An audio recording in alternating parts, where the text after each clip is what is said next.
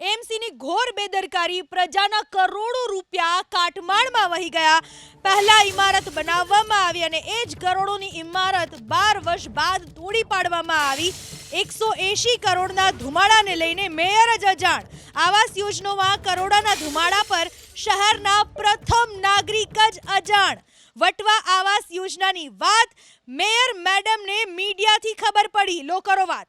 180 કરોડના મકાનો તોડાયા, મેયર મેડમને ખબર જ નથી। શું અધિકારીઓ બારોબાર નિર્ણય લઈ રહ્યા છે?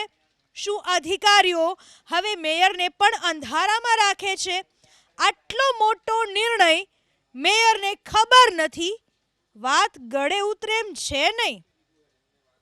અમદાવાદમાં વટવાની આ ઘટના, કરોડોના આવાસને તોડી પાડવામાં આવ્યા અને પ્રતિભા મેડમને ખબર જ નથી।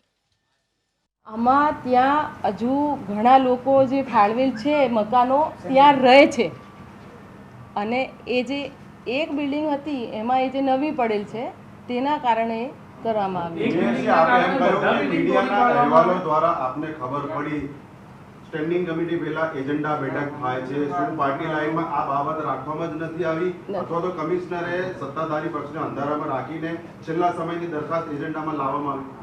મને આપના માધ્યમથી જ આ ખબર પડી છે। શહેરના પ્રથમ નાગરિકને જો આ પ્રકારે અંધારામાં રાખવામાં આવ્યા હોય તો હવે આ બાબતે પાર્ટી તરફથી અથવા આપના તરફથી કયા પ્રકારના પગલાં અને સૂચન?